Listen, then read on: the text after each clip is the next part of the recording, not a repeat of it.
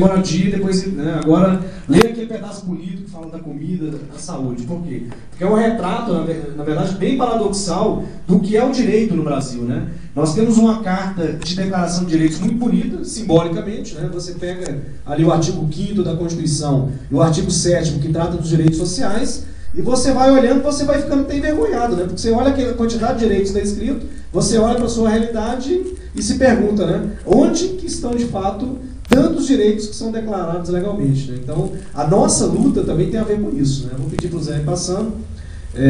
O que é a greve, na verdade, né? O que foi a greve do ponto de vista da perspectiva dos trabalhadores? A greve é uma ferramenta de luta direta dos trabalhadores que hoje, né, hoje era um direito constitucional que foi conquistado a duras penas pela classe trabalhadora. Na greve, os trabalhadores suspendem coletivamente o trabalho para forçar o patrão, em nosso caso o governo federal, a negociar melhores condições de trabalho, como plano de carreira, cargos de salários, jornada de trabalho, como a discussão que vocês estão fazendo aqui sobre a implantação da jornada de 30 horas. Né? Então isso tudo são pautas que a gente apresenta durante a greve. Mas qual é o problema? A greve sempre foi um direito? Se de fato hoje a gente já tem problemas na questão da limitação do direito de greve, eu vou passar um dado histórico bem rápido para vocês, para a gente ver que a greve não só não era um direito antes, como era considerado um crime. E um crime grave, um crime de insubordinação grave contra a ordem jurídica. Tá? Antes, a greve era considerada crime pelos artigos 205 e 206 do Código de 1890. Para a gente ter uma ideia, no Brasil, logo depois da independência do Brasil, em 1822, a primeira legislação que foi criada no Brasil foi o Código Criminal de 1830. Só em 1850 se criou o Código Comercial. Ou seja, a primeira preocupação da classe dominante brasileira foi, desde o primeiro momento da independência desse país, controlar o movimento dos trabalhadores, ou os desvios de conduta para a formação dessa nova sociedade que estava sendo criada. Então, antes de estabelecer a regulamentação das relações comerciais, se estabeleceu a restrição, principalmente ao direito de ir e vir, às liberdades individuais. Então, até 1890, ou melhor, em 1890, a greve era considerada crime. Isso foi depois aprofundado, né? Em 1921 e 1927, ela foi considerada crime inafiançável, né? Porque era considerado um crime de insubordinação grave contra a ordem jurídica, né, o direito de greve, ou melhor, a greve, né, que não era considerado um direito. Em 37, na Constituição de 37, foi a primeira vez que se fez constar expressamente a greve. Só que qual que é o problema? Ela também estabelecia, mas trazia para dentro da Constituição o tratamento da greve. Olha como é que era tratado lá. Artigo 139. Criava a Justiça do Trabalho.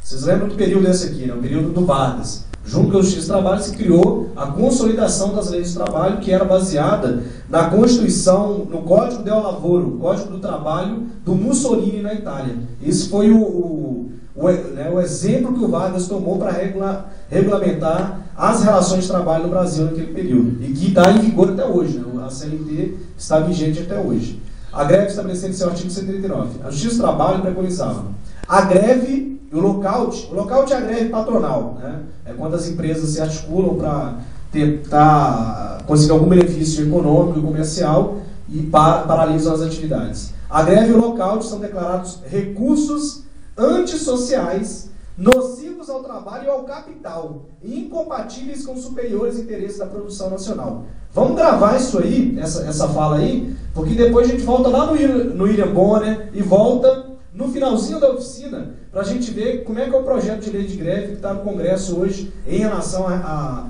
regulamentação dos servidores federais. A greve passou a ser considerado um direito constitucional, no caso, né, somente a partir da Constituição de 1946. Ou seja, tem pouquíssimo tempo que a greve é considerada um direito constitucional no Brasil. Algumas 76 anos, é isso, né? Que em seu artigo 158 estabeleceu que é reconhecido o direito de greve, cujo exercício a lei regulará. A Constituição Federal de 1967 manteve a greve como direito, mas a proibiu nos serviços públicos e atividades essenciais definidas em lei. Tá? Então, também, já nessa data, a gente tinha esse problema. Como é que está, então, a greve hoje, o direito de greve dos servidores públicos hoje? O artigo 9º da Constituição dispõe que é assegurado o direito de greve, competindo aos trabalhadores decidir sobre a oportunidade de exercê-lo e sobre os interesses que devam por meio dele defender. A lei definirá os serviços ou atividades essenciais e disporá sobre o atendimento das necessidades inadiáveis da comunidade. Os abusos cometidos sujeitam os responsáveis às penas da lei. Essa aqui é o texto geral sobre o direito de greve que está na Constituição. O que acontece?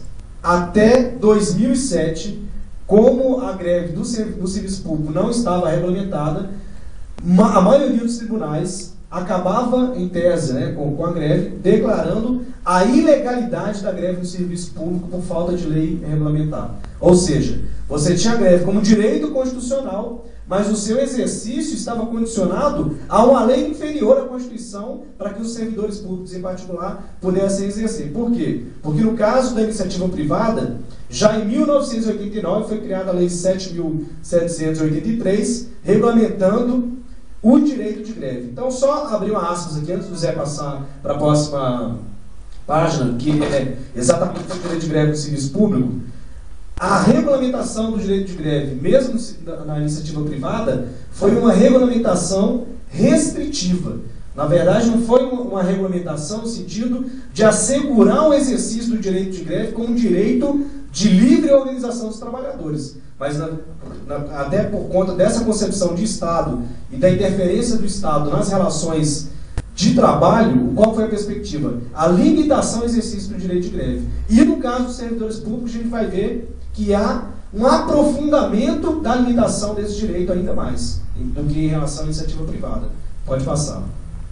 Então, vamos lá. A garantia para os servidores públicos foi prevista também na Constituição, no artigo 37, nos incisos 6 e 7, que dizem o seguinte, sexto, é garantido ao servidor público civil o direito à livre associação sindical.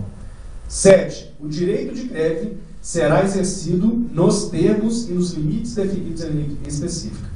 Essa redação foi dada 10 anos depois da Constituição, porque lá antes falava que precisaria ser uma lei regulamentar, só um termo jurídico, ou seja, o parlamento demorou 10 anos para falar que não precisava de uma lei regulamentar, mas precisava de uma lei específica para regulamentar o direito de greve no serviço público, ou seja, demorou 10 anos para não criar a lei que garantisse o exercício de greve no serviço público. Então, o que aconteceu? E o que a gente tem visto se tornar comum no Brasil. Como o Congresso não legisla, quem está legislando é o Poder Judiciário, em particular através do STF. Então, em 2007, salvo engano,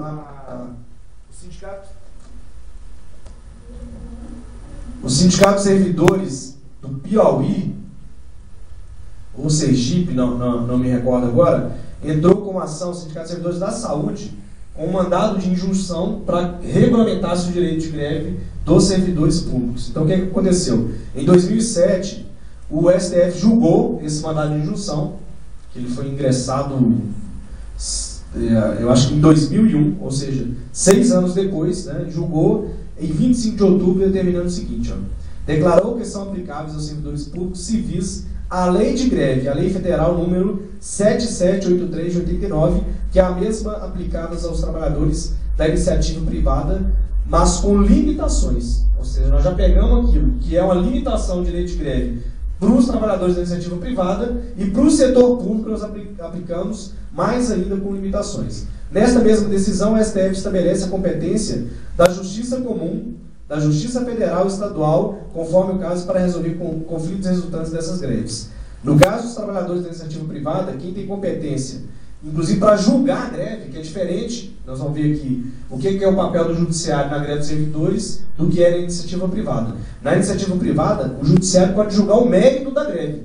Por exemplo, os trabalhadores do transporte aqui pediram 25% de reajuste e o patronal ofereceu 5%. Caso tenha um dissídio coletivo, o judiciário pode estabelecer que não é nem 5 nem 25%, é 6%, por exemplo, e obrigar as partes a cumprirem. Né? Ou seja, há uma interferência direta. No caso da greve dos servidores públicos, não há. A única coisa que o judiciário faz é definir se a greve é legal, se ela é ilegal, se ela é abusiva, ou ainda impor algumas limitações que não estão expressas na lei de greve, como, por exemplo, o funcionamento daquilo que é considerado como serviço essencial ou serviço inadiável. Ou seja, sempre que há uma judicialização da greve do serviço público, é no sentido de restringir ainda mais o exercício deste direito de greve. Bom, então a greve, para nós, ela é uma situação de fato, né? Mais do que uma situação legal. Por isso que a gente nunca, no horizonte da luta dos trabalhadores, tomou como a principal bandeira a luta pela lei de greve. Na verdade, a gente luta pelo exercício da greve como direito, e não para estabelecimento de uma legislação que imponha restrições ao direito de greve. Então, é portanto um direito que vai se construindo na luta, muitas vezes contrariando o que dizia a lei, até que o direito seja reconhecido. Porque o que acontecia no serviço público, principalmente? Reiteradamente, o judiciário declarava a greve ilegal. O que os sindicatos dos trabalhadores faziam? Eles permaneciam em greve. Se sujeitavam a multas, se sujeitavam a diversas interferências do poder público, até que essa situação, de fato, se incorporasse no mundo jurídico como direito, através agora dessa regulamentação do STF, no nosso caso. Ou seja, a greve é determinada pelas condições que os trabalhadores têm de se organizar para lutar por seus direitos. É sempre importante recordar que a greve é um movimento coletivo dos trabalhadores. Por isso, a discussão em cada setor com os colegas de trabalho é fundamental para que a adesão aumente, a pressão surta efeito. Porque qual que é o sentido da greve? É uma paralisação coletiva que você adota diversas táticas, como piquete, o que vocês discutiram aqui a respeito de não fazer as matrículas. Ou seja, quais são os mecanismos que durante a greve nós vamos utilizar para que o outro lado, que é o lado patronal, se sinta pressionado a fazer a negociação. Porque, o que é o objetivo da greve? Não é fazer a greve por si só, é para você ter um mínimo de conquista naquele movimento. Pode passar. Isso aí é o que nós vamos tentar fazer com a Dilma nessa greve, né? Um calo. Contra quem lutamos em nossa greve? No caso aqui, uma contextualização bem rápida do governo. Eu já falei isso aí, né? Desde 2003, o país é governado pelo PT, né? Há uma avaliação nossa, né, da mudança de lado desse partido. Se vocês, inclusive, saiu recentemente no Facebook uma fala do Aloysio Mercadante, quando ele era sindicalista e agora quando ele é ministro da Educação. Ele falando que, né, sobre a necessidade dos trabalhadores se organizarem para lutar por direito, e recentemente ele falando que a greve atual, né, a greve dos docentes, foi uma greve precipitada, que o governo está preocupado em atender a pauta, mas que só poderia apresentar uma proposta em janeiro ou fevereiro de 2013. Né? Ou seja, quando você muda de lado, você percebe aí a contradição do discurso. Né? Pode passar, Zé. Aqui é importante essa discussão porque nós discutimos lá que está havendo, na verdade, no Brasil, uma redução do número de servidores. Então não há uma justificativa de que há um inchaço da máquina pública, portanto um consumo muito grande do orçamento público que não permita atender a pauta de reivindicação dos trabalhadores. Quando a gente for passar o próximo quadro, que é, inclusive quem estava no ato hoje de manhã, foi distribuído um material muito bacana lá da Senacef, do ANDES e da Fazubra, que é aquela pizza com orçamento federal. E tem os gastos do governo federal. Eu vou passar ao próximo quadro. Pode passar, Zé. Que é esse aqui, mas eu acho que aquele que eles passaram está mais atualizado. Não sei se é esse mesmo dado. Mas olhem lá. A saúde, 3,91%. Me ajudem a ver a educação. 2,89% ali embaixo. 2,89%. Ou seja, nós estamos lutando aí para 10% do PIB que o governo, né, aprovou, que o parlamento aprovou na comissão, que vai ser votado ainda, que há uma previsão que até 2023 se invista 10% do PIB. Né? 2023. Hoje é 2,89%. Agora, olha a diferença da parcela amarela ali. Né? Juros, amortizações e refinanciamento da dívida. 635 bilhões de reais todo ano, gente. Nós estamos falando que não é uma vez que pagou isso e não vai pagar mais, né? Há um estudo, e depois quem quiser consultar melhor, esse material é elaborado pela Auditoria Cidadã da Dívida, que eles fizeram um levantamento da dívida pública no Brasil desde a época da ditadura militar, que foi vamos dizer assim, o marco histórico ali desse período mais atual sobre a dívida pública, e fizeram um levantamento de que a dívida já foi pagada, o montante total da dívida já foi pago reiteradas vezes. Qual que é o problema? Como você tem os juros e a amortização da dívida, você nunca paga de fato a dívida pública, né? Você nunca paga de fato a dívida. Você faz aquilo que o governo faz, que é a rolagem da dívida pública. Ou seja, quanto mais você paga, mais você vai ficar devendo. Então é uma dívida que praticamente impagável. Por isso que é uma proposta dos movimentos populares, do movimento sindical, primeiro, da suspensão imediata do pagamento da dívida e de uma auditoria nessa dívida para se determinar se de fato ela foi já quitada ou não. Por quê? Porque nós estamos falando que a metade do orçamento de um país, todo ano, é entregue para os banqueiros internacionalmente. Ou seja, por que não tem 10% do PIB? Por que não tem 6% para a educação? Basta olhar qual é o gasto do governo. Né? Então, isso é um debate muito importante nesse momento agora. Por quê? Porque a nossa greve, a nossa pauta de reivindicação, ela vai se chocar com isso aqui. Porque até 31 de agosto, em tese, o governo tem que mandar a proposta de emenda do orçamento federal. E é nessa emenda que se pode sair dos 2,89 para, por exemplo, os 10%. E isso servir, por exemplo, para atender a pauta de reivindicação de todos os trabalhadores da educação. Agora, nós precisamos saber se o governo, né, vai querer mexer nessa parte aqui do bolo que está em amarelo. Pode passar. Então, sobre isso, né, o impacto do gasto de pessoal sobre a folha de pagamento o gasto do funcionalismo federal sobre o PIB. Observem que desde o primeiro ano do governo Lula, houve um aumento, no sentido de que teve mais contratações.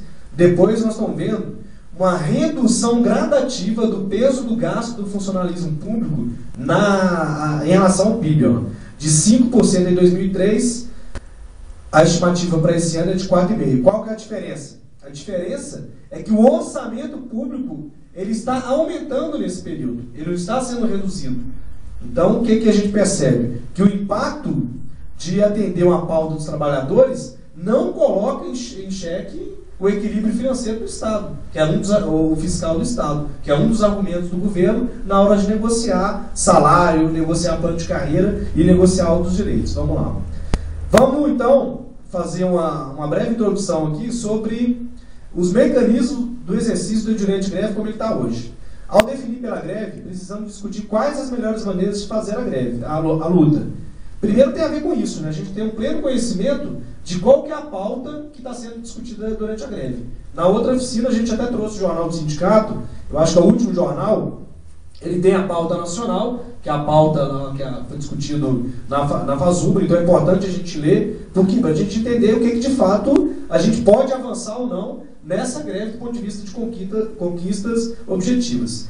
Então, por isso que é muito importante, né, saber, além dessa pauta de reivindicação, as etapas burocráticas para a deflagração do movimento, para garantir que a greve não seja, por uma precipitação nossa, por um erro ali de condução, declarada ilegal já nos primeiros dias ali e que a gente seja forçado a retornar ao trabalho. Então, as etapas rapidamente da deflagração da greve. Primeiro, a aprovação da pauta. No nosso caso, como é uma greve nacional, então a gente faz a aprovação da pauta nas Assembleias Nacionais aí da Federação. A apresentação da pauta para o empregador, no nosso caso é o governo. A partir da apresentação da pauta para o governo, uma tentativa de negociação exaustivamente, né, até que o governo de fato diga para a gente, não tem como atender a pauta, para quê? Porque isso é um dos argumentos que o governo usa, e depois eu vou passar ali uma decisão da greve do ano passado, da nossa greve do ano passado. Um dos argumentos que o governo sempre usa é que não estavam esgotados os canais de negociação, portanto a greve foi precipitada, que é o que o Mercadante tem dito toda vez que ele é entrevistado, não esgotou, eu estava querendo negociar, o sindicato não estava. O que a gente faz? Todo ofício que a gente manda ou para a reitoria, ou manda para o Ministério do Planejamento ou da Educação, diante da falta de entendimento, do fechamento das portas, né, que o governo quer negociar mais, os trabalhadores decidiram fazer a greve.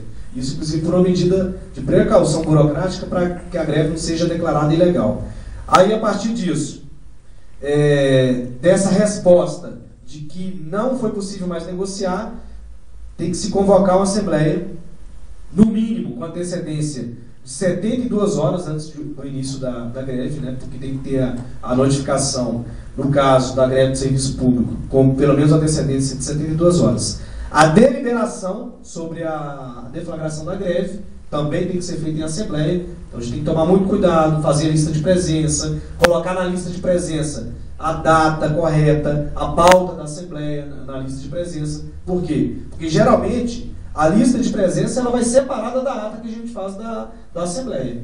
Então há um questionamento também em relação a isso, se a lista não é fraudulenta, se as pessoas de fato não estavam na assembleia. Então é muito importante colocar no cabeçalho da ata da lista de presença a que a assembleia se refere.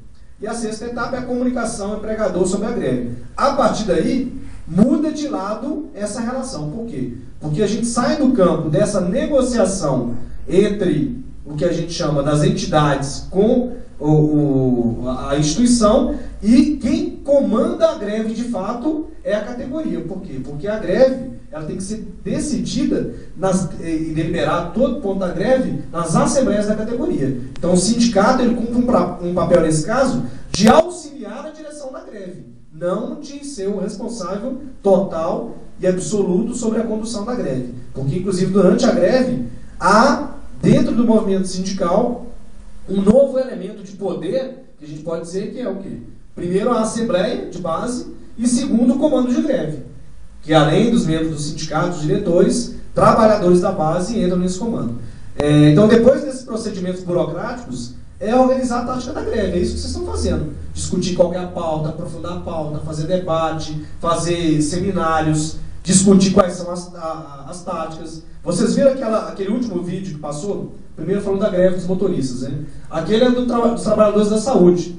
Aquele pessoal da tropa de choque estava ali para prender um dirigente sindical. Por isso que eles saíram no pau ali, estavam pedindo para chamar o advogado e tal, porque eles queriam prender um dos dirigentes, que era uma greve no hospital de base de Rondônia, e eles fizeram um piquete na porta do hospital e não deixaram mais ninguém entrar, porque não queriam mais, não podiam mais receber os pacientes, porque era uma forma, uma conduta antissindical, que a gente vê muito na greve, assédio moral, condutas antissindicais, para coibir e coagir os trabalhadores a voltarem ao trabalho. Então vamos lá, algumas dúvidas sobre o direito de greve. Precisamos manter algum serviço em funcionamento durante a greve? Sim. Por quê? Porque a greve no serviço público ela é estabelecida pelo princípio da continuidade do serviço público. Porque a preocupação aqui não é que está preocupado com a população, está preocupado em manter a estrutura do Estado. Então, para isso, o argumento que é utilizado é que nenhum serviço essencial ou inadiável para a população, que possa colocar em risco, por exemplo, a população, possa ser totalmente paralisado. Aí o pessoal pergunta, então nós temos que garantir os 30%, né? Primeiro, os 30% foi uma construção do movimento, da luta do movimento. A lei de greve não fala em percentual, ela só fala que tem que se manter um funcionamento mínimo durante a greve. Então houve uma consolidação de algumas decisões judiciais também, estabelecendo esse limite de 30%. Mas vocês viram na matéria do Jornal Nacional o que o Poder Judiciário fez com a greve dos motoristas cobradores. Primeiro, ela foi para a Justiça Comum, que estava errado, que era uma greve da iniciativa privada, embora a Prefeitura tivesse uma participação, mas eles são regidos pelo regime seletista, né? Estabelecendo 80% de funcionamento. Se a greve é a paralisação do trabalho, como é que funciona no 80%? Geralmente o serviço público já não funciona normalmente no 80%, né? Então, durante a greve, o judiciário quer fazer com que o serviço público funcione melhor do que ele funciona antes da greve, né?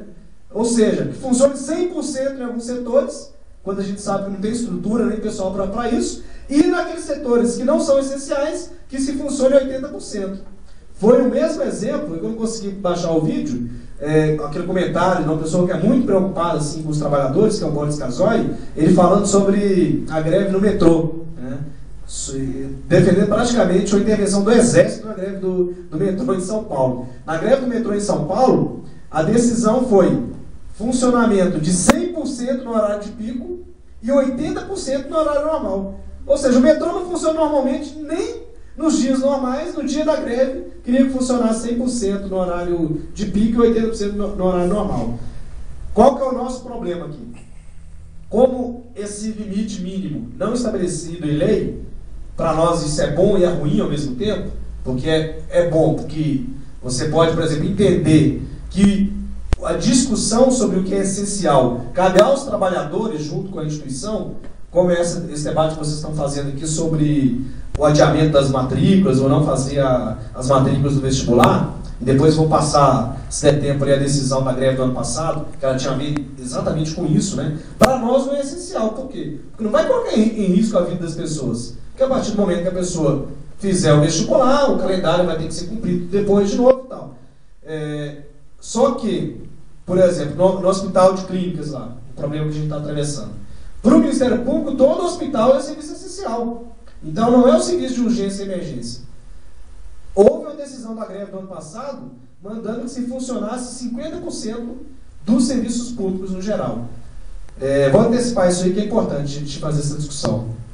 O procurador, junto com a diretora do hospital, doutora Eda, lá da UFPR, procurador da República, né, que é quem atua aqui para controlar o nosso direito de greve, acho que é o João Bezerra dos Santos, o nome desse procurador, ele pegou uma decisão liminar da greve do ano passado, que foi entrado contra a FASUBRA e todos os sindicatos que compõem a FASUBRA, por todas as universidades que estavam em greve, e ele ressuscitou essa liminar, que era da greve do ano passado, e mandou uma recomendação para o sindicato imediatamente garantir o funcionamento de 50% do hospital e nos serviços essenciais 100%.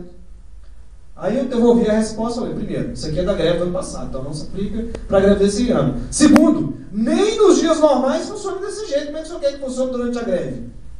Ou seja, uma interferência direta desse tipo de instituição no movimento legítimo aí dos trabalhadores. Bom, então essa discussão sobre os serviços essenciais, ela é importante para manter o quê? Para que a greve não seja declarada abusiva. Então nós temos que fazer uma avaliação bastante criteriosa daquilo que de fato é serviço essencial para garantir esse funcionamento mínimo, para que a greve não seja considerada abusiva e aconteça duas coisas. Primeiro, se obrigue ao retorno ao trabalho e acabe de fato com a greve. Segundo, que a própria entidade sindical ou comando de greve não sejam multados e com multas milionárias que estão fazendo agora, né, para obrigar a se desfazer o movimento.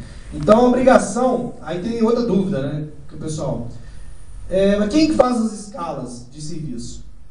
Quem faz as escalas é quem administra a instituição, não são os trabalhadores. Né? Nós vamos chegar um dia que a gente vai, os próprios trabalhadores vão se organizar aí, mas hoje não é assim ainda. Então como é que funciona? O comando de greve tem que garantir o número de trabalhadores que vai ser utilizado na escala.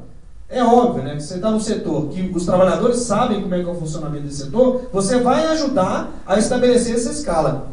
Mas estabelecer escala não significa que, por exemplo, um setor que tem 10 trabalhadores, a gente tem que manter 3 ali para manter o chamado serviço essencial, só esses 3 vão ficar durante a greve inteira trabalhando.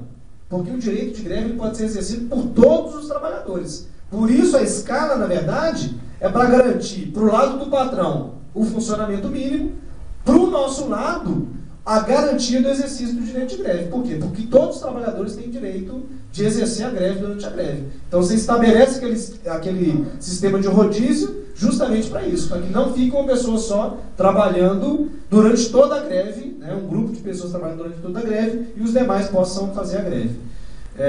O servidor em estágio probatório, ou que tem FG, pode fazer greve? Pode. Por quê? Porque a greve não é considerada falta grave e não é considerada sequer uma falta sem justificativa ao trabalho. Não está escrito em lugar nenhum que falta por greve é falta injustificada. Ou seja, se você faltou durante a greve, a orientação nossa, né? Primeiro, assinar o ponto paralelo, que é o ponto das listas de presença das atividades do sindicato. Segundo, na avaliação de desempenho do estágio probatório, não pode ser consignado qualquer coisa nesse relatório de avaliação que esteja relacionado à greve, porque é considerado uma conduta antissindical e a gente tem mecanismos, inclusive, para combater isso aí. Eu tive a oportunidade de acompanhar uma greve de servidores municipais que no relatório na avaliação de desempenho, naquela ficha de avaliação de desempenho, constava assiduidade, 0, por participação na greve. Nós derrubamos isso judicialmente. Por quê? Porque há, por parte das chefias, de orientação dos chefes, dos diretores, essa coação, principalmente aos servidores que estão em estágio probatório. Mas como é que ela se dá? Geralmente não vai se dar por escrito, mas veja bem, você vai entrar de greve, eu vou fazer a sua avaliação de desempenho, então olha bem isso aí. Então o que a gente orienta? Comunicar à direção do sindicato, ou comando de greve, ou delegado sindical, esse tipo de ocorrência, para que a gente possa fazer, na verdade, um controle político e jurídico sobre esse tipo do que a gente chama aí de assédio moral coletivo e de conduta antissindical. Outra dúvida que tem é sobre FG ou CDs.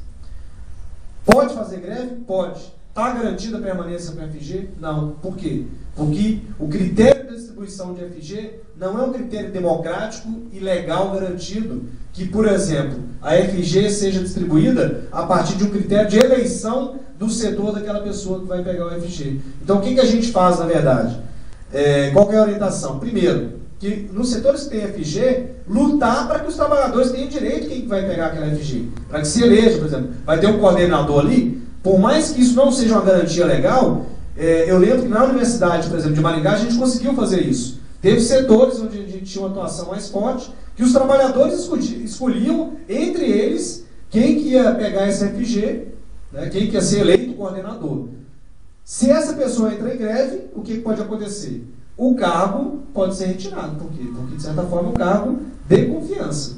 Agora, também isso, na nossa avaliação, é entendido como o quê? Como uma retaliação pela adesão dessa pessoa à greve.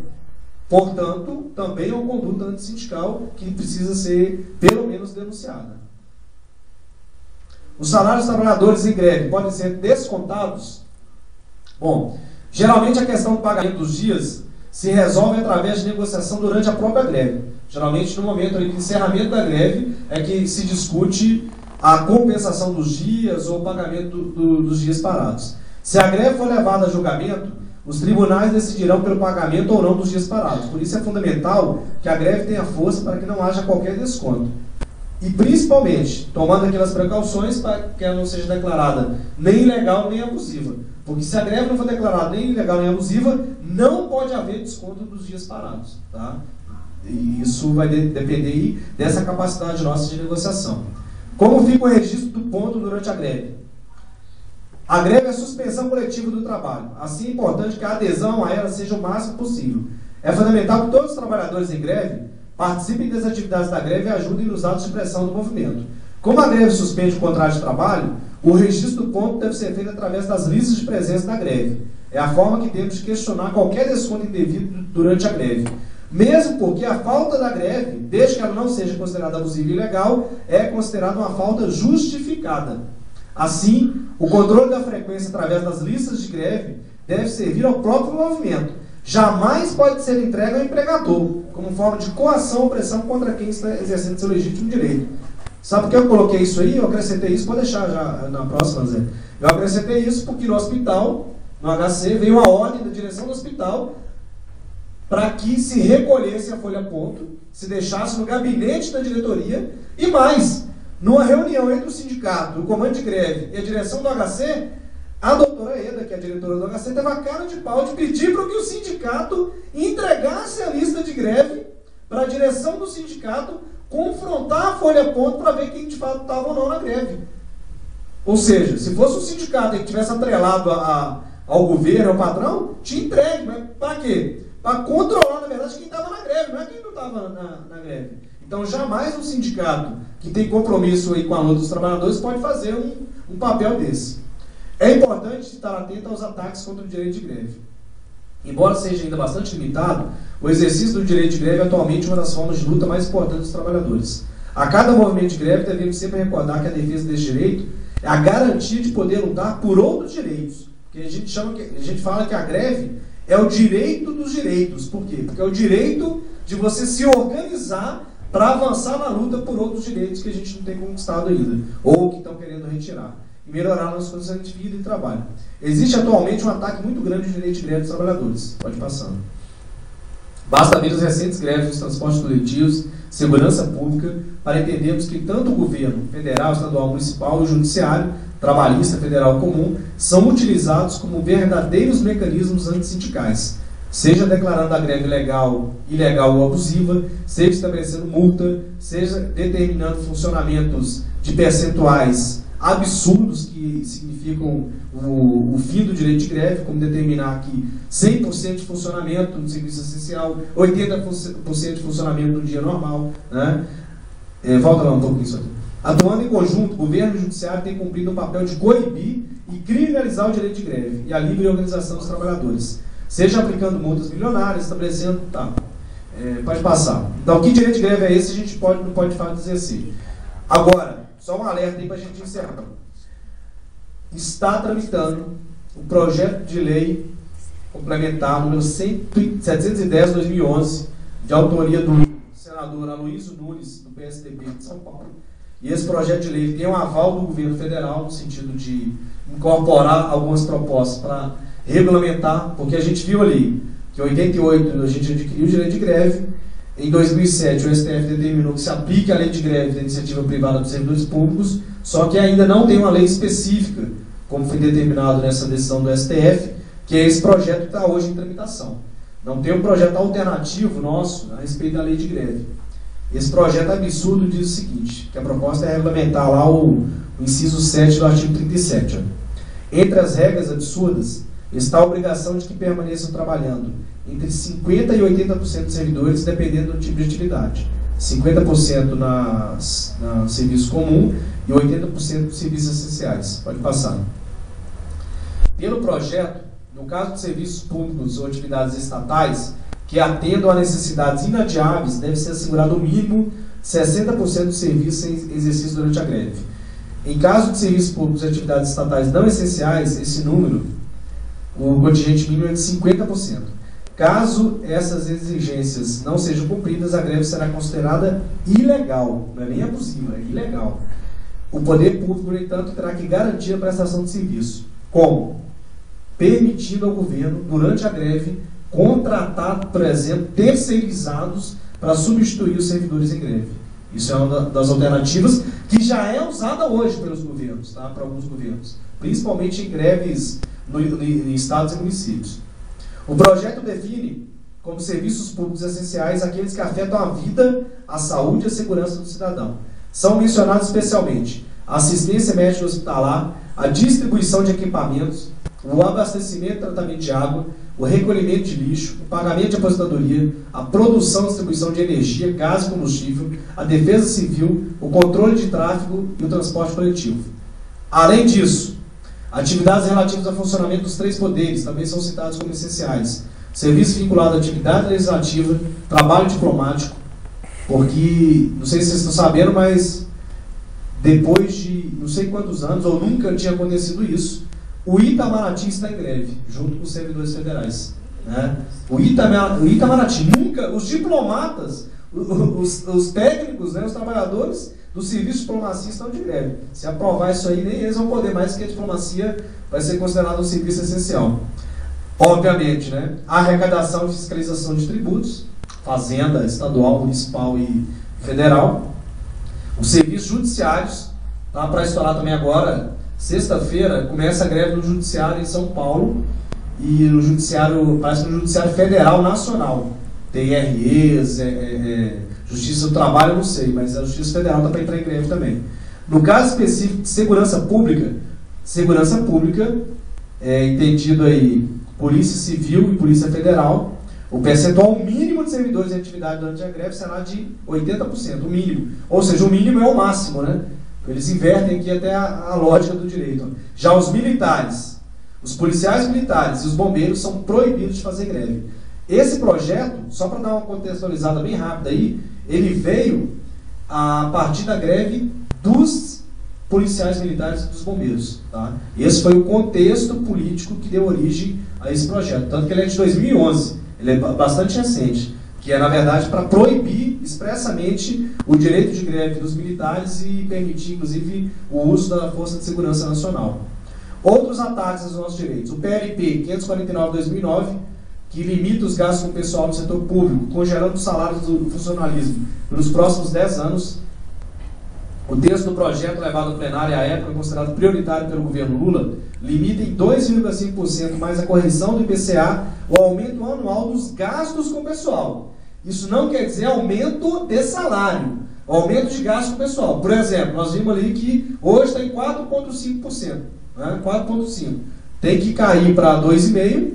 E se você, por exemplo, fizer concurso para repor aposentadorias, esse percentual do limite de gasto vai ser distribuído entre as contratações. Não é 2,5% de aumento mais o IPCA. É 2,5% de limitação de gasto com o pessoal. O que significa, na prática, uma perspectiva de congelamento dos salários, porque ainda não conseguiram quebrar isso na Constituição, mas a Constituição assegura que não pode, que o salário é irredutível. Esse projeto foi apresentado originalmente pelo Paulo Bernardo, que era ministro do Planejamento, que é aqui de Curitiba, e hoje ele é ministro das Comunicações. Em implementação na Câmara, o PLP 549 impede a expansão dos serviços públicos no Brasil e cobre apenas como cobertor muito curto o crescimento vegetativo da folha salarial, foi isso que eu expliquei aí. Ao analisar o projeto de lei, complementar a Lei de Responsabilidade Fiscal, de limite de gasto com o pessoal do setor público, o DIEESE revela que o PL 549 nem sequer assegura aos servidores qualquer reajuste em seus vencimentos. Reajuste que nós estamos falando aqui é que não assegura sequer aquela reposição da inflação anual, como o governo já tem feito com algumas categorias aí. Na verdade, nem mesmo garante a manutenção do valor real dos vencimentos, muito menos a sua elevação periódica em termos reais. Por quê? Porque se for congelado, significa que não vai repor nem a inflação. Então, vai haver gradativamente uma redução do valor nominal dos salários como eles estão hoje. E por último, aí, né, na avaliação do DIEESE, se aprovadas as novas regras, também limitarão significativamente o papel das mesas de negociação entre servidores do governo federal, comprometendo os esforços de tratar das questões de funcionalismo através aí, do diálogo e da negociação entre as partes. Bom, por fim, né, podemos constatar, atravessamos um importante momento de resistência contra a retirada de direitos. Por isso, a unidade da nossa classe é fundamental para não aceitar nenhum direito a menos mais. Muito obrigado.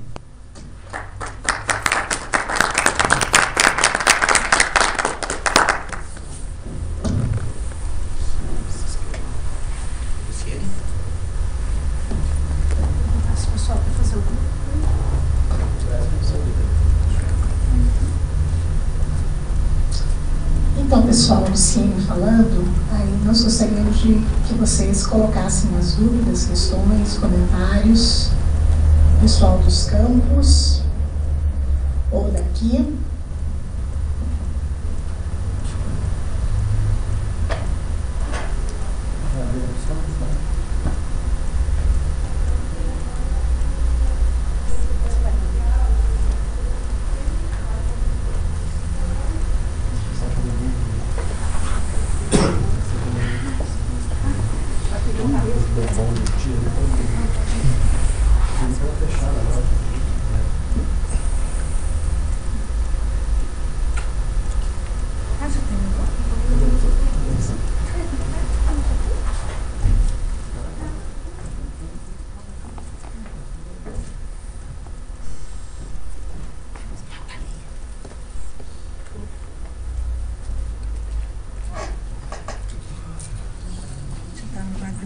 Obrigado.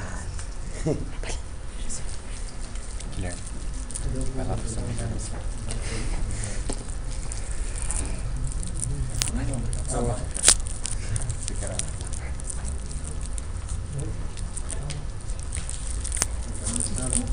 Boa tarde, pessoal. Meu nome é Zé Carlos, eu faço parte da diretoria do Sindtest.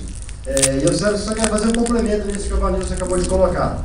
Como vocês bem perceberam aqui na explicação dele, a greve é um direito nosso, então nunca vai ser julgado que nós estamos ilegal, no máximo possível, a nossa greve. Então isso é uma garantia, o que dá para o pessoal realmente reforçar essa mobilização que está tendo pelo interior. Hoje de manhã fizemos uma discussão lá no sindicato, nós estamos Na verdade, na segunda semana da nossa greve aqui, que vocês sabem que aqui é um movimento maior, temos uma série de ataques diretos, e nós estamos organizando que a partir de daqui uma semana a gente tentar começar a fazer visitas pelos interior, e os diretores para fazer reuniões, conversar, a gente levar e conversar pessoalmente com vocês. A gente sabe que é legal essa videoconferência, mas a gente está planejando isso aí, organizando para que, de repente, semana que vem a gente já consiga estar com a nossa greve aqui organizada, para a gente começar a fazer isso mais forte no interior. É essa colocação que a Fabiana colocou no início aqui, de não deixar de ter a matrícula, vai ser a nossa próxima meta. Se a nossa greve continuar como a gente imagina que vai, como foi no último ano, nós não vamos deixar de ter vestibular na federal esse ano. Nós vamos fechar as matrículas e não vamos deixar. Se precisar, vamos invadir onde é o núcleo de concurso, mas não vai ter vestibular se a nossa greve continuar. Então é para isso, para ajudar vocês a se organizarem no interior também, que não tem que ter mesmo matrícula do SISU, temos que bloquear isso, que a hora que a gente conseguir isso, o governo vai olhar para a gente com um pouco mais de respeito. Indiferente dos professores continuarem ou não na greve, mas eu acho que eles vão continuar, está tendo boas conversas nesse sentido. A gente está vendo que acho que vai ser difícil o governo tirar uma das categorias antes da greve. Então, uma das grandes vitórias da nossa greve do ano passado foi essa unificação e essa preparação para essa greve, que é o que está fortalecendo nacionalmente o nosso movimento. Então, acho que era isso que eu tinha para contribuir com vocês. Agora a gente vai deixar aqui aberto, se alguém do interior quiser fazer alguma pergunta, fazer algum questionamento, o Avanilson vai estar aqui respondendo para vocês aí. Só mais um minutinho que está sendo aberto aí para os campos falarem. Só mais um minutinho que o técnico estava organizando.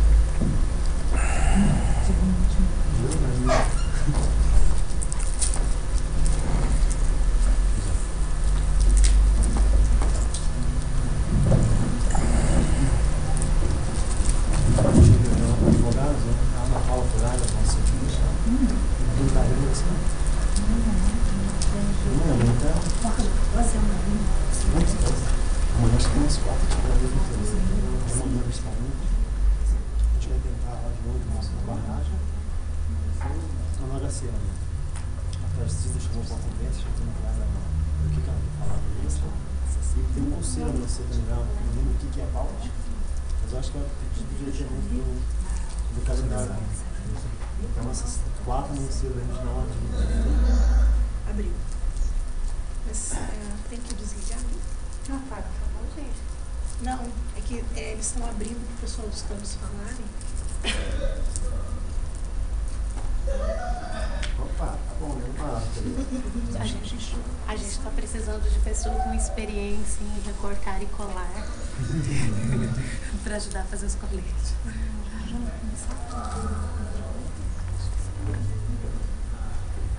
Ninguém fez nenhuma pergunta. Mas a impressão que está conseguindo estar ouvindo? Chegou. Chegou isso. Pergunta de informação, a gente não consegue ver. Eles vão. Você tem cuidado no que fala, porque sabe que a gente não consegue vê-los, mas talvez eles consigam nos ouvir.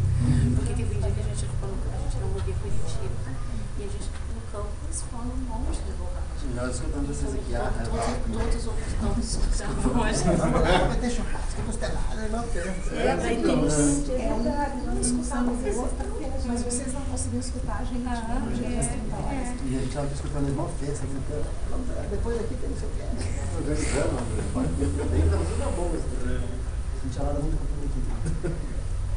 Aí o povo tinha colocado um papelzinho, né? Tinha feito um papelzinho para colocar de não estava do lado do jeito sem aula. E do outro lado, estava escrito, a menina estava escrevendo assim, não funciona a porra desse negócio. E aí a Fábia colocou do lado sem áudio, a gente começou a gritar, tá do lado errado, e ela virou na tela do outro lado. Só pra você querer. E a gente aqui subiu a escadinha, desci a escadinha aqui. Voltou. Eu vou perguntar de novo.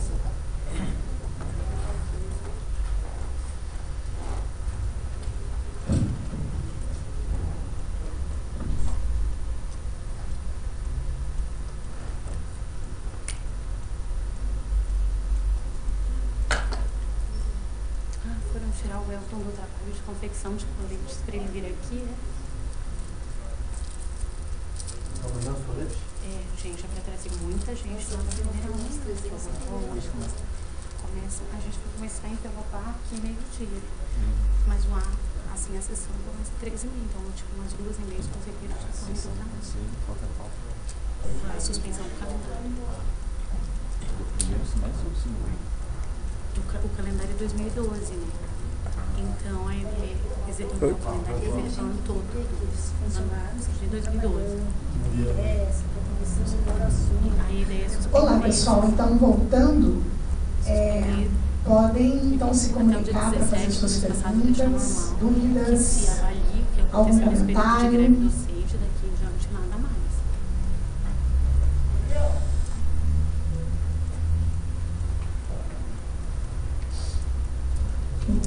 Todo mundo sabendo sobre tudo, então?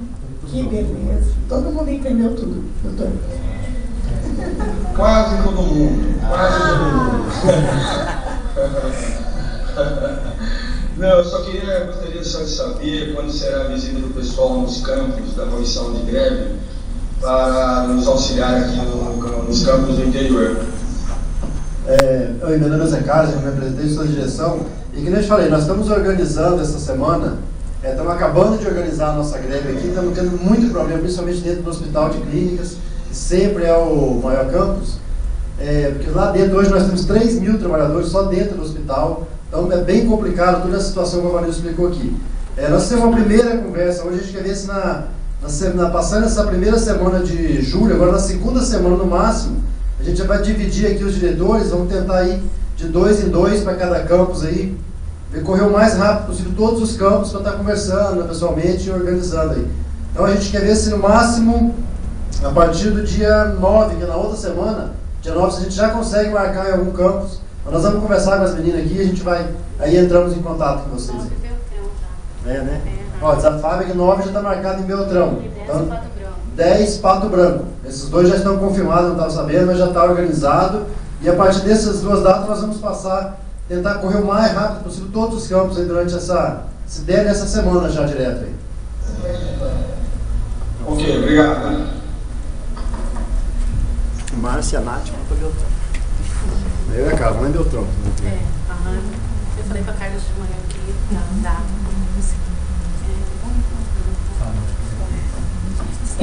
Pessoal, mais dúvidas? Só queria dar um último informe, que a princípio isso já foi... Oi, sim. Oi, Eduardo Campos Toledo. Oi, Eduardo. A dúvida nossa aqui é com relação às matrículas. Assim, no sistema UTFPR, como é que vai ser essa adesão? Se vai ser 100%? Como é que está os outros campi? Eduardo, a gente tem confirmado 6 campos que os servidores não fariam, os servidores em greve não farão a matrícula. Então, 6 campos que a gente já tinha essa certeza. Não tem um levantamento agora, assim, de última hora, se a gente ainda precisa fazer, mas esses 6 campos já haviam já tinham essa decisão de que não fariam.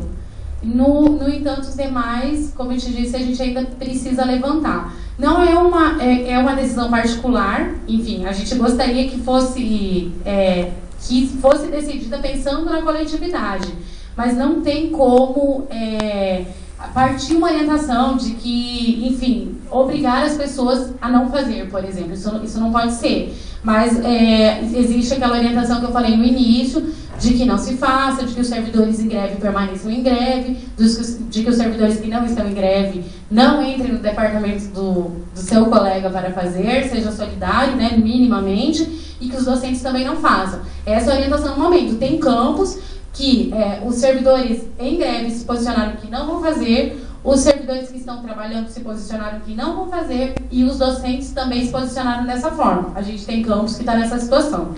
No entanto, tem campus que acompanhou aquele treinamento de ontem, que vocês devem estar sabendo, me corrijam se vocês não souberem, aí eu coloco a situação. Sim.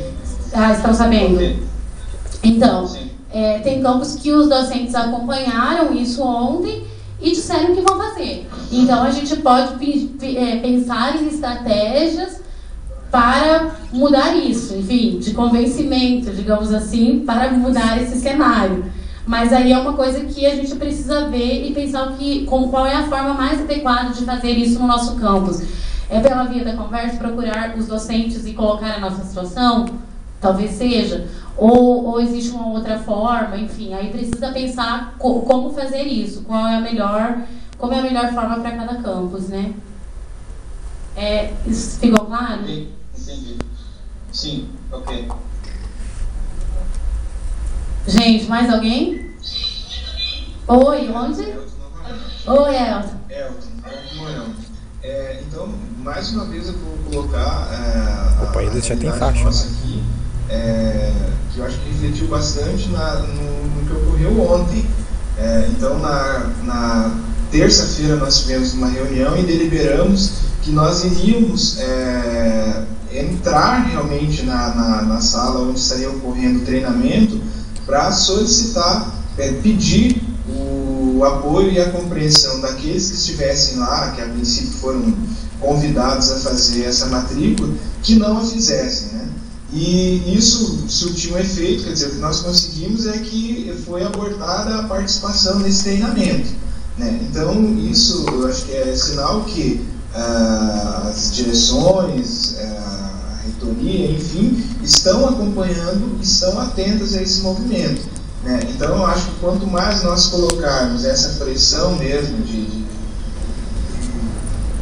ação coletiva a respeito disso, vai fazer com que, acho que um número maior de professores, outros técnicos, se sensibilizem e percebam. Então, o nosso aqui foi uma forma mesmo de pressão, que surgiu o efeito. O que nós não conseguimos foi uma confirmação do diretor se iriam ter servidores para fazer essa matrícula. Mas, ao que nós sabemos, no movimento conjunto com os professores também, que nós chamamos o comando de greve dos docentes, explicamos, então foi feito um trabalho. Então nós sabemos, se não na totalidade, a maioria dos coordenadores de curso, por exemplo, disseram que não irão fazer, alguns técnicos que têm cargo de chefia que não aderiram à greve já se manifestaram que não vão fazer essa matrícula, mas tudo é resultado desse trabalho de mobilização mesmo, né? E nós explicitamos também que amanhã nós estaremos fazendo um ato aqui, durante todos os dias de matrícula, para sensibilizar os pais e alunos que vêm, no sentido de pressionar. Chamamos a mídia e tudo mais, né? Até eu acho que vocês estão vendo a faixa que está aqui atrás, que nós confeccionamos, para deixar bastante claro que esse movimento ele está vivo, está intensivo no sentido de fazer com que as matrículas não ocorram. Então, a participação nossa, no sentido de mobilizar e a articulação coletiva, ela é importante, é de colocar a cara mesmo, né, perante a mídia, perante a direção, né, e tudo. Eu acho que isso tem surtido efeito para nós, pelo menos. Gente, importante lembrar que a mídia tem nos procurado com frequência e a posição colocada para a mídia é exatamente essa. As pessoas ligam com a seguinte pergunta: bom, vocês estão em greve, e agora? Como é que fica com as matrículas? E eu tenho respondido sempre o seguinte: os servidores em greve não vão fazer as matrículas. Enfim, então isso deve sair logo no jornal, enfim, amanhã deve começar a aparecer isso, e aí vocês podem ter certeza que vai causar uma comoção geral, né? Pelo menos muito barulho, isso vai acontecer sim. E aí, gente, os outros campos?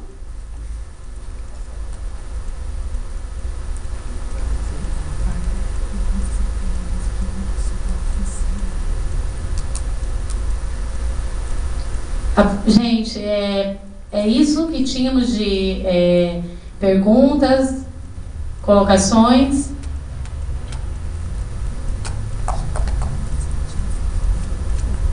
Gente, então, mais uma vez, reafirmamos, né, a questão das matrículas, que a orientação é essa e que vocês nos liguem, enfim, se tiverem dúvidas na forma de proceder, enfim, nos liguem. A gente está sempre aqui para dar esse auxílio, para dar esse suporte. Quem sabe agora, terminando essa reunião, vocês possam se reunir, como o pessoal vai também se reunir aqui em Curitiba, para conversar sobre o assunto. E vendo, né, como o cenário colocado, então, nessa conversa vocês podem pensar na melhor estratégia para cada lugar, porque ninguém melhor do que vocês sabe como as coisas estão acontecendo aí. Então, conversem entre vocês e qualquer dúvida que vocês tiverem, qualquer auxílio, enfim, liguem, que a gente tá aqui sempre. De vez em quando demora um pouquinho para responder os e-mails, em razão da correria, mas se ligar, a gente atende na hora, tá? Gente, aqui vai ter uma reunião do comando de greve, agora ao término, né, da oficina, dessa videoconferência. E uma coisa, então, que eu comecei a falar antes, a gente acabou mudando de assunto. Ontem teve uma assembleia aqui e a gente conversou sobre o comando local da UTF-PR. A gente tem uma realidade um pouco diferente da UTF, essa fala é bem comum, né, a nossa realidade é diferente, mas é que com os 12 campos, enfim, espalhados em diversas regiões do estado, nos traz algumas peculiaridades. E, nesse momento, a gente tem aprovado o fundo de greve, assunto esse que a gente já conversou anteriormente. Esse fundo de greve, ele não é gerido nem pelo Sindteste, nem pela Sinutef. Esse fundo de greve é gerido pelo comando de greve. E aí, que comando de greve que vai gerir? Porque a gente tem comando local em cada um dos campos, né? Como é que fica a situação? Então, a ideia que se encaminhou é que se escolha uma pessoa de cada local de greve, de cada comando local de greve dos campos, ou seja, cada campus tem comando de greve, certo? Então, se elege, se escolhe, se indica uma pessoa de cada um desses comandos para fazer parte desse comando local, que terá como função prioritária gerir esse recurso do fundo de greve. Então, a gente precisa desses nomes, dos dados, assim, com bastante urgência, para poder encaminhar isso. Certo, gente? Isso ficou claro ou ficaram dúvidas nesse sentido? Oi, Fabiana, é o Walter aqui com a Aurélio. Oi, você pode repetir novamente para mim? Você pode, por gentileza, repetir essa sua colocação final aqui, que houve uma dúvida. Ah, sim, aham. Obrigado. Gente, então assim, daqui de Curitiba, inclusive, já foi retirada a pessoa que faria parte desse comando de greve, uma pessoa do comando local daqui, a colega Luciene. Então, ela faz parte desse comando que terá como atividade prioritária gerir esse recurso do fundo de greve. O recurso do fundo de greve é aquele 0,5% a mais que tem de desconto, né, nesse contra-cheque, conforme vocês podem ter verificado, que foi aprovada na primeira assembleia, na assembleia do dia 11, foi aprovado o fundo de greve. E esse dinheiro ele é gerido nem pelo sindicato, como eu coloquei, então repetindo para o pessoal de Campo Mourão, de Cornélio Procópio, esse dinheiro ele só pode ser gasto com atividades da greve. Ele não tem nenhuma outra destinação, a não ser as atividades de greve. E esse comando vai analisar de que forma esse dinheiro vai ser gasto, então. Agora ficou claro, gente? E a gente precisa, então, de um representante de cada comando local, de cada comando do campus. Então, a gente tem um comando em cada campus para organizar as atividades, e a gente precisa de uma pessoa de cada campus que faça parte do comando do campus, que venha para esse comando geral, que vai discutir, enfim, como utilizar esse recurso. Tranquilo agora? Ou não ainda? Tranquilo, minha amiga. Muito obrigado. Imagina.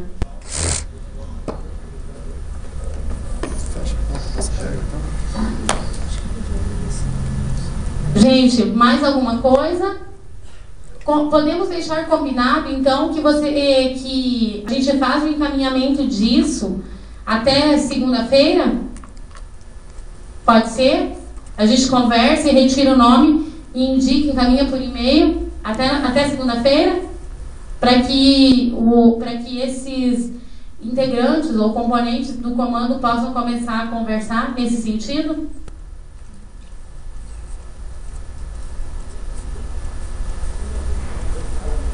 Olha só, hein, gente, quem cala consente. A gente vai entender isso como um ok.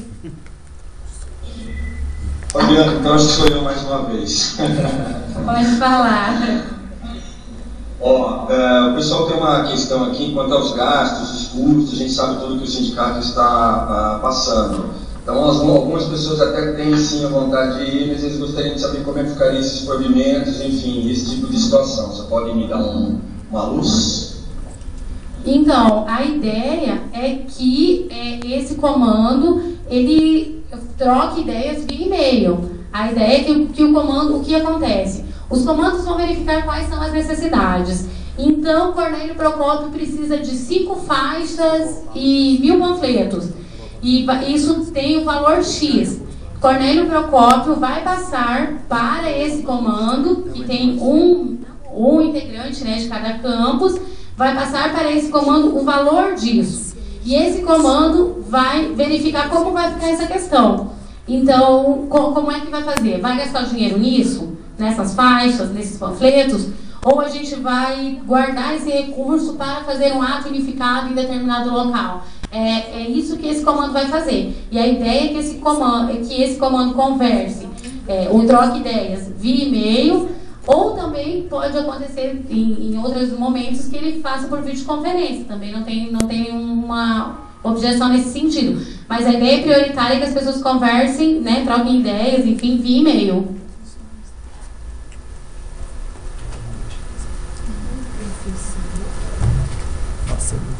Walter.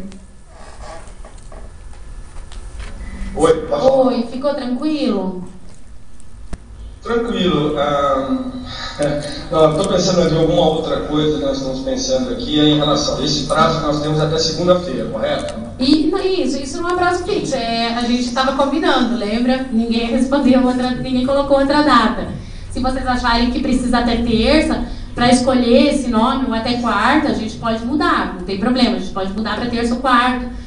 Só que a gente tem um pouco de pressa nesse sentido, porque na próxima semana o fundo de greve já vai cair na conta.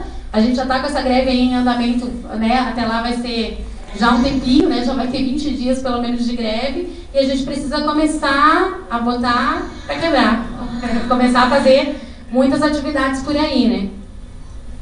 Vocês preferem o outro dia, Walter? Vocês compreendem que seria importante se a gente deixasse até quarta-feira, por exemplo, a data para mandar esse e-mail com esse nome? Eu até prefiro sim mais alguns dias, porque o pessoal, como está um pouco disperso, a gente tem que fazer uma programação, pegar esse pessoal, conversar direitinho com eles e poder fazer realmente a eleição de uma pessoa para fazer esse tipo de coisa, porque fica difícil para mim vir aqui, fazemos realmente quase tudo, né? Então claro. Eu quero colocar também a participação de outras pessoas nessa situação, correto? Então eu agradeço, se a gente puder até na quarta-feira, a gente já vai tentar definir um nome para vocês aí. Jóia, então a gente deixa esse prazo para mandar esse nome até quarta-feira. Todo mundo de acordo com isso? Beleza, Walter, então fechado na quarta-feira. Legal, obrigado. Gente, então nós queremos, se ninguém mais tem dúvidas, que me parece, enfim, o pessoal não tem se manifestado, né, nesse sentido, a gente gostaria de agradecer ao Dr. Avanilson, que veio aqui, fez esses esclarecimentos, e acredito que agora possamos seguir mais tranquilos, né? Só queria dar um informe que a UFFS vai aderir à greve a partir de segunda-feira. Então, o campus Realeza da UFFS. Então, a gente que está aí pertinho, né? Francisco Beltrão, Dois Vizinhos, Pato Branco, dá para dar uma pensada nisso. A gente até tinha conversado de gravar essa oficina de hoje, levar para eles para dar um auxílio, porque a gente sabe que o direito de greve, realmente, fazer uma oficina nesses moldes é fundamental para o esclarecimento. Então, para a galera já ir pensando como é que a gente vai dar uma mão para os nossos companheiros aí da UFFS. Então, agradecemos aqui a disponibilidade do Dr. Avanilson, que veio até aqui e nos presenteou com esta oficina. Obrigada.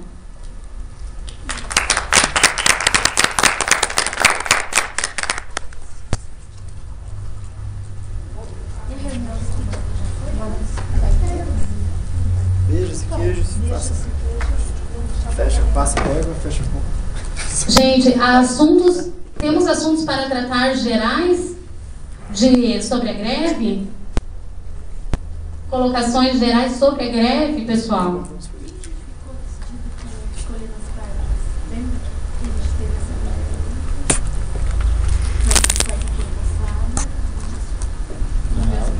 Nossa amiga ali, foram medidas. Gente, só lembrando então que está, enfim, nesse momento há a organização do ato para amanhã.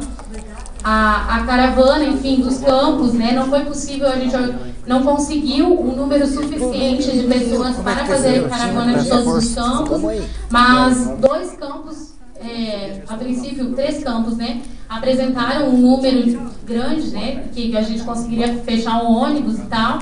Então a gente tem o pessoal vindo para cá amanhã para participação no ato. Então a gente só quer ressaltar que nesse momento está organizando, a gente conversou também com outros colegas de outros setores do Serviço Público Federal, que também vem nos auxiliar amanhã nesse ato que a gente vai realizar em frente à sala onde ocorrerá a sessão do COUNE.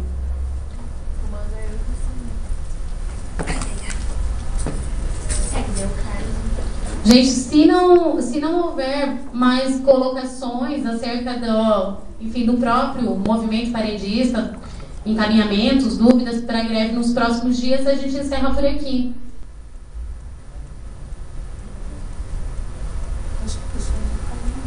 Ok, gente, obrigada.